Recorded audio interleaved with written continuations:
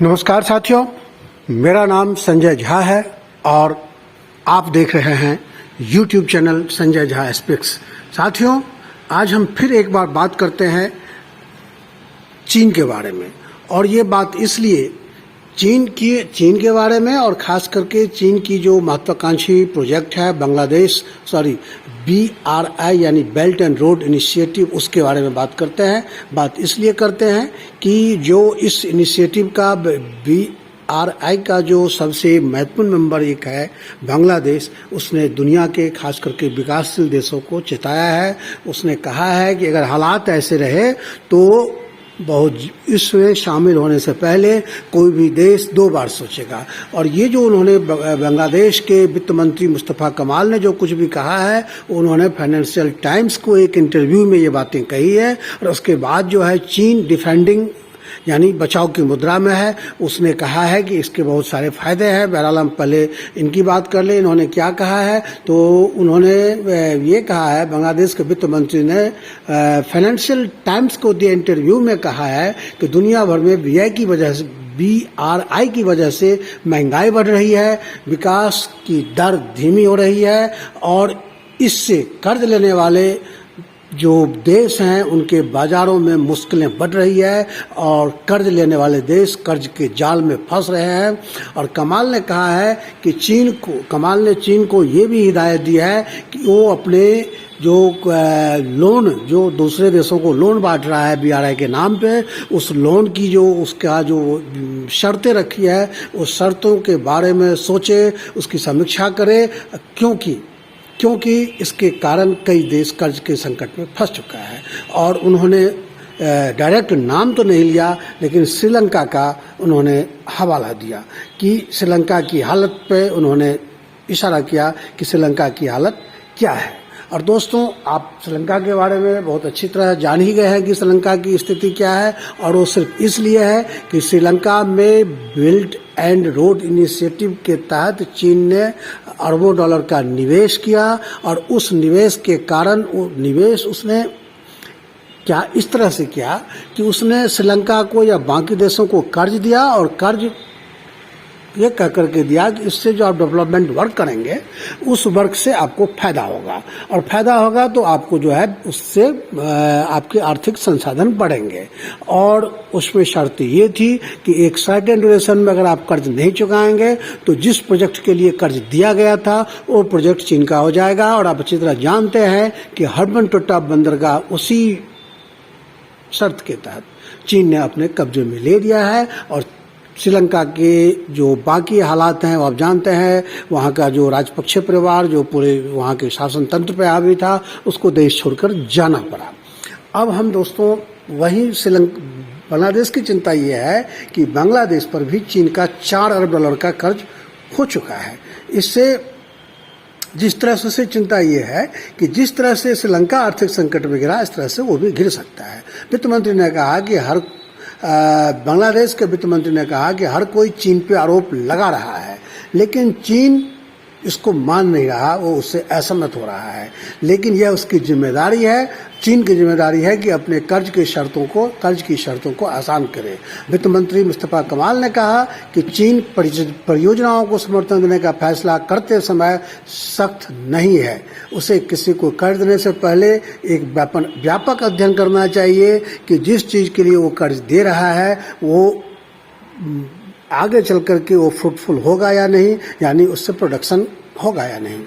और उन्होंने कहा है कि श्रीलंका के बाद हम महसूस करते हैं कि चीनी प्राधिकरण को यानी चीन के निजाम को इस ओर ध्यान देने की ज़रूरत है। पिछले सप्ताह आपको याद होगा कि बांग्लादेश ने अभी IMF ने अर्जी डाली है और उसको करोड़ों डॉलर का लोन चाहिए।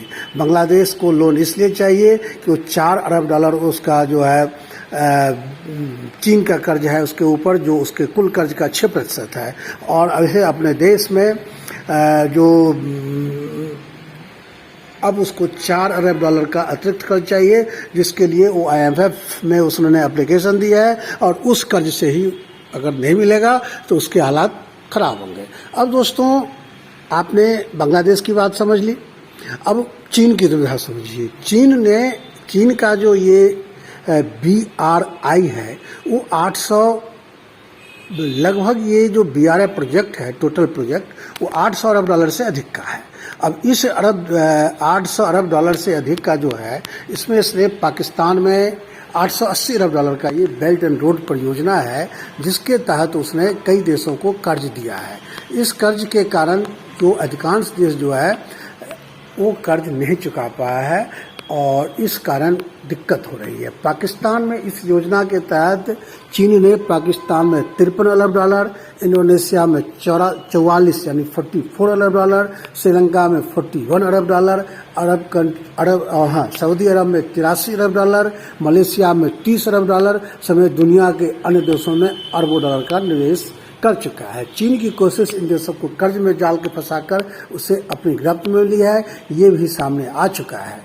अब इस पे जापान के एक आप समझ रहे हैं 880 अरब डॉलर जो उसका ये महत्वाकांक्षी प्रोजेक्ट है बेल्ट एंड रोड इनिशिएटिव, उसमें वो अफ्रीका एशिया के 149 लगभग देशों को वो जो है एक दूसरे से बांधना चाहता है और उन सभी देशों में वो जो है अपना चीन अपना विस्तार करना चाहता है। लेकिन स्थिति दिक्कत क्या है कि अब चीन की ये योजना क्यों है ये भी समझिए। जैसा कि आप जानते हैं कि 80% व्यापारिक कारोबार जो है इंटरनेशनल वो मलक्का स्टेट से होता है और मलक्का स्टेट की स्थिति ऐसी है कि वहाँ एक और अमेरिका और दूसरी ओर भारत तैयार बैठा हुआ है और वो सिंगापुर के पास से जाता है और ये पूरा जो इलाका है वो चीन के प्रभाव क्षेत्र से बाहर है।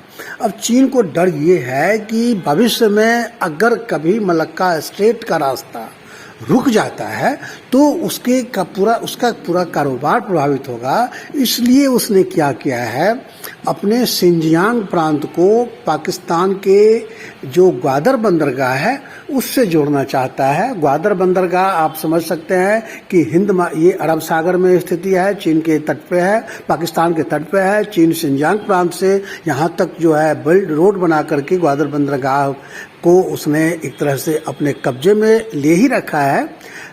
टेक्निकली अभी नहीं लिया है, लेकिन चीन को इतना कर्ज वो दे चुका है कि कुछ समय बाद ग्वादर बंदरगाह उसके कब्जे में आएगा। बहरहाल हम बात कर रहे हैं चीन की जो चाल है उसकी। अगर उसको लगता है कि हिंद महासागर में उसका रास्ता मलक्का स्ट्रेट से रोका जाता है भविष्य में कभी, तो वो ग्वादर बंदरगाह के जरिए वो अरब सागर में आएगा और अरब सागर में आकर के वो अफ्रीकन देशों से व्यापार करेगा और साउथ अमेरिकन कॉन्टिनेंट के जो कंट्रीज है उससे उसका व्यापार होगा। यानी हिंद महासागर में हर हाल में आने के लिए उसने पाकिस्तान को जो है एक अपना बनाया है, एक मोहरा बनाया है। तो अब सवाल ये है कि इसमें जापान के एक अखबार है निक्केई ने यह खुलासा किया है कि चीन ने दुनिया भर के देशों की सरकारों को खुश करने के लिए जो लगभग 385 अरब डॉलर का एक छिपा हुआ ऋण भी दिया है जो ऋण दिख रहा है उसके अलावे। और पाकिस्तान स्थिति ये है कि जहाँ भी ये कुछ करता है, जहाँ भी ये कर्ज देता है, वहाँ डेवलपमेंट वर्क कुछ नहीं होता है। जैसे कि पाकिस्तान को ग्वादर बंदरगाह को उसने एक न्यू स्मार्ट सिटी के रूप में डेवलप करने की कोशिश की थी, लेकिन 2013 में जब ये इसका बेल्ट एंड रोड इनिशिएटिव शुरू हुआ उसके बाद लगभग आप ये समझ लीजिए 2014 में पाकिस्तान के ग्वादर पे ये काम शुरू हुआ था, लेकिन 8 साल में वहाँ कुछ भी नहीं हुआ है। जबकि चीन ने वादा किया था कि वहाँ एक नया एयरपोर्ट बनाया जाएगा, एक ग्वादर फ्री जोन होगा, 300 मेगावाट का वहाँ पर पावर प्लांट लगाया जाएगा, पानी साफ करने की मशीन लगाई जाएगी और वहाँ 90,000 की आबादी वाले जो ग्वादर बंदरगाह है वहाँ लगभग 12 लाख एम्प्लॉयमेंट जनरेट होगा। लेकिन दोस्तों अभी तक वहाँ कुछ नहीं हुआ है और स्थिति ये है कि वहाँ की शहर की नालियाँ बजबजा रही है और वहाँ डेवलपमेंट के नाम पर में कोई काम नहीं हुआ है। इतना ज़रूर हुआ है कि चीन अपने सिंजियांग प्रांत को पाकिस्तान में जो उसने ग्वादर जो इसका बेल्ट एंड रोड इनिशिएटिव है उसी इनिशिएटिव के तहत उसने जो है पाकिस्तान में CPEC बनाया, यानी चाइना पाकिस्तान इकोनॉमिक कॉरिडोर, उस कॉरिडोर को कंप्लीट कर चुका है रास्ते को। गादर बंदरगाह भले ही डेवलप नहीं हुआ है, लेकिन चीन पाकिस्तान के रास्ते अरब सागर में जाने की जो उसने ख्वाब देखा था हो गया है। लेकिन इसके बावजूद जो उसका इन्वेस्टमेंट था, जो 880 अरब डॉलर का जो इन्वेस्टमेंट करना चाह रहा है, पाकिस्तान में जो उसने 50 अरब डॉलर का जो इन्वेस्टमेंट अब तक कर चुका है, उसका अभी तक उसको कोई लाभ नहीं मिला है। और इस कारण चीन का इतना जो भारी इन्वेस्टमेंट है वो उससे रिटर्न कुछ नहीं आ रहा है। अब सवाल ये है कि वो हर चीज़ लेकर क्या करेगा। अगर वहाँ से कोई रिटर्न नहीं आएगा, मान लो हम्बनटोटा बंदरगाह तो स्ट्रेटेजिकली इसके लिए ठीक था, उसने ले लिया, लेकिन पावर प्लांट अगर चीन पाकिस्तान में लगाता है, पावर प्लांट से जनरेशन नहीं होता है, तो पावर प्लांट को लेकर के अधिग्रहण करके चीन क्या करेगा। तो ये उसकी दिक्कत है। और यही दिक्कत श्रीलंका में भी हुई। श्रीलंका में उसने जो कुछ भी इन्वेस्ट किया 44 अरब डॉलर से ज़्यादा, उसका कोई रिजल्ट नहीं निकला। इस कारण चीन का जो अपनी आर्थिक स्थिति है वो खराब होती जा रही है, क्योंकि जो इन्वेस्टमेंट किया उसका रिटर्न उसको नहीं मिल रहा है। इस कारण दोस्तों बांग्लादेश इस चाल को समझ चुका है। पाकिस्तान और श्रीलंका की जो भारत विरोधी ग्रंथि है, इस ग्रंथि के कारण वो खुलकर कुछ नहीं बोल रहा है चीन के खिलाफ। लेकिन बांग्लादेश ने खुलकर चीन की जो ये खिलाफत की है दोस्तों, दुनिया के देशों को जो 149 कंट्रीज है जो चीन के BRI से जुड़े हुए हैं, जुड़ना चाहते हैं, उनको बांग्लादेश की स्थिति पर गौर करना चाहिए, जिसको 4 अरब डॉलर के कर्ज के लिए IMF में अर्जी देनी पड़ी है। और पाकिस्तान श्रीलंका का हाल आपने देख ही लिया है, बांग्लादेश उसी रास्ते पर जा रहा है। इसलिए जो काम पाकिस्तान श्रीलंका नहीं कर पाया, दुनिया के देशों को नहीं चिता पाया, वो काम बांग्लादेश ने किया है। अब ये बाकी देशों की जिम्मेदारी है कि वो इन चीज़ों को कितना गंभीरता से ये देश लेते हैं। दोस्तों इस वीडियो में हमने आपको चीज़ों को आसानी से समझने के लिए कुछ न्यूज़ पोर्टल्स के, कुछ न्यूज़ हाउस के की जो खबरें हैं, रिपोर्ट्स हैं, उसका मैंने आपको स्क्रीनशॉट शेयर किया है। आपको चीज़ें आसानी समझ में आ जाएगी। मैं इस वीडियो को यहीं विराम देता हूं दोस्तों। अगर ये कंटेंट आपको अच्छा लगा हो तो आप मेरे वीडियो को लाइक कीजिए और इस चैनल को सब्सक्राइब कीजिए। जय हिंद दोस्तों।